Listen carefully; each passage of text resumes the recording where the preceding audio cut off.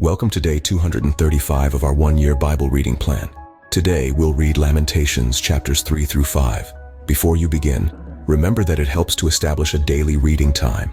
Begin with a short prayer, asking the Holy Spirit for wisdom and understanding. Always read for understanding and to hear from God, not just to finish today's reading. Please like, subscribe, and share this video to bless someone else. Now let's begin. Lamentations chapter 3. Verse 1. I am the man who has seen affliction by the rod of the Lord's wrath. He has driven me away and made me walk in darkness rather than light. Indeed, he has turned his hand against me again and again all day long.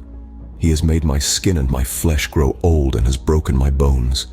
He has besieged me and surrounded me with bitterness and hardship. He has made me dwell in darkness like those long dead. He has walled me in so I cannot escape. He has weighed me down with chains. Even when I call out or cry for help, he shuts out my prayer. He has barred my way with blocks of stone. He has made my paths crooked. Verse 10. Like a bear lying in wait, like a lion in hiding, he dragged me from the path and mangled me and left me without help. He drew his bow and made me the target for his arrows. He pierced my heart with arrows from his quiver. I became the laughingstock of all my people. They mock me in song all day long. He has filled me with bitter herbs and given me gall to drink. He has broken my teeth with gravel. He has trampled me in the dust. I have been deprived of peace. I have forgotten what prosperity is. So I say, my splendor is gone and all that I had hoped from the Lord. I remember my affliction and my wandering, the bitterness and the gall. Verse 20. I well remember them, and my soul is downcast within me. Yet this I call to mind, and therefore I have hope. Because of the Lord's great love, we are not consumed, for his compassions never fail. They are new every morning. Great is your faithfulness. I say to myself, the Lord is my portion, therefore I will wait for him. The Lord is good to those whose hope is in him. To the one who seeks him, it is good to wait quietly for the salvation of the Lord. It is good for a man to bear the yoke while he is young. Let him sit alone in silence, for the Lord has laid it on him. Let him bury his face in the dust. There may yet be hope. Verse 30. Let him offer his cheek to one who would strike him, and let him be filled with disgrace. For no one is cast off by the Lord forever. Though he brings grief, he will show compassion. So great is his unfailing love. For he does not willingly bring affliction or grief to anyone, to crush underfoot all prisoners in the land, to deny people their rights before the Most High, to deprive them of justice. Would not the Lord see such things? Who can speak and have it happen if the Lord has not decreed it? Is it not from the mouth of the Most High that both calamities and good things come? Why should the living complain when punished for their sins? Verse 40. Let us examine our ways and test them, and let us return to the Lord. Let us lift up our hearts and our hands to God in heaven and say, we have sinned and rebelled, and you have not forgiven. You have covered yourself with anger and pursued us. You have slain without pity. You have covered yourself with a cloud so that no prayer can get through. You have made us scum and refuse among the nations. All our enemies have opened their mouths wide against us. We have suffered terror and pitfalls, ruin and destruction. Streams of tears flow from my eyes because my people are destroyed. My eyes will flow unceasingly, without relief. Verse 50. Until the Lord looks down from heaven and sees. What I see brings grief to my soul because of all the women of my city. Those who were my enemies without cause hunted me like a bird. They tried to end my life in a pit and threw stones at me. The waters closed over my head, and I thought I was about to perish. I called on your name, Lord, from the depths of the pit. You heard my plea. Do not close your ears to my cry for relief. You came near when I called you, and you said, do not fear. You, Lord, took up my case. You redeemed my life. Lord, you have seen the wrong done to me. Uphold my cause. Verse 60. You have seen the depth of their vengeance, all their plots against me. Lord, you have heard their insults, all their plots against me.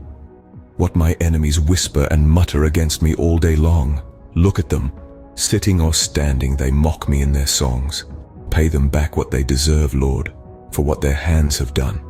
Put a veil over their hearts, and may your curse be on them. Pursue them in anger, and destroy them from under the heavens of the Lord. Lamentations chapter 4, Verse 1. How the gold has lost its luster, the fine gold become dull. The sacred gems are scattered at every street corner. How the precious children of Zion, once worth their weight in gold, are now considered as pots of clay, the work of a potter's hands. Even jackals offer their breasts to nurse their young. But my people have become heartless like ostriches in the desert. Because of thirst, the infant's tongue sticks to the roof of its mouth. The children beg for bread, but no one gives it to them. Those who once ate delicacies are destitute in the streets. Those brought up in royal purple now lie on ash heaps. The punishment of my people is greater than that of Sodom, which was overthrown in a moment without a hand turned to help her.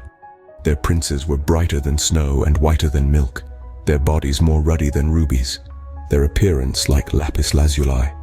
But now they are blacker than soot. They are not recognized in the streets. Their skin has shriveled on their bones. It has become as dry as a stick. Those killed by the sword are better off than those who die of famine. Racked with hunger, they waste away for lack of food from the field. Verse 10. With their own hands, compassionate women have cooked their own children, who became their food when my people were destroyed. The Lord has given full vent to his wrath. He has poured out his fierce anger. He kindled a fire in Zion that consumed her foundations. The kings of the earth did not believe, nor did any of the peoples of the world, that enemies and foes could enter the gates of Jerusalem. But it happened because of the sins of her prophets and the iniquities of her priests, who shed within her the blood of the righteous. Now they grope through the streets as if they were blind. They are so defiled with blood that no one dares to touch their garments. Go away, you are unclean, people cry to them. Away, away, don't touch us. When they flee and wander about, people among the nations say, they can stay here no longer. The Lord himself has scattered them. He no longer watches over them. The priests are shown no honor, the elders no favor. Moreover, our eyes failed, looking in vain for help. From our towers we watched for a nation that could not save us. People stalked us at every step, so we could not walk in our streets. Our end was near, our days were numbered, for our end had come. Our pursuers were swifter than eagles in the sky. They chased us over the mountains and lay in wait for us in the desert. Verse 20. The Lord's anointed, our very life breath, was caught in their traps. We thought that under his shadow we would live among the nations. Rejoice and be glad, daughter Edom, you who live in the land of Uz. But to you also the cup will be passed. You will be drunk and stripped naked. Your punishment will end, daughter Zion. He will not prolong your exile. But he will punish your sin, daughter Edom, and expose your wickedness. Lamentations, chapter 5, verse 1. Remember, Lord, what has happened to us. Look and see our disgrace. Our inheritance has been turned over to strangers, our homes to foreigners. We have become fatherless. Our mothers are widows. We must buy the water we drink. Our wood can be had only at a price. Those who pursue us are at our heels. We are weary and find no rest. We submitted to Egypt and Assyria to get enough bread. Our ancestors sinned and are no more, and we bear their punishment. Slaves rule over us, and there is no one to free us from their hands. We get our bread at the risk of our lives because of the sword in the desert. Verse 10. Our skin is hot as an oven, feverish from hunger. Women have been violated in Zion and virgins in the towns of Judah. Princes have been hung up by their hands. Elders are shown no respect. Young men toil at the millstones. Boys stagger under loads of wood. The elders are gone from the city gate. The young men have stopped their music. Joy is gone from our hearts. Our dancing has turned to mourning. The crown has fallen from our head. Woe to us, for we have sinned. Because of this, our hearts are faint. Because of these things our eyes grow dim for Mount Zion, which lies desolate, with jackals prowling over it. You, Lord, reign forever. Your throne endures from generation to generation. Verse 20. Why do you always forget us? Why do you forsake us so long? Restore us to yourself, Lord, that we may return. Renew our days as of old, unless you have utterly rejected us and are angry with us beyond measure. This concludes Lamentations. Chapters 3 through 5 for day 235. We hope you are enjoying these daily videos. Remember to check the description box for links and resources. Thank you for watching. Please like, share, and subscribe. Your support helps spread God's word to reach more people on YouTube. We'll see you in the next video for our day 236 reading.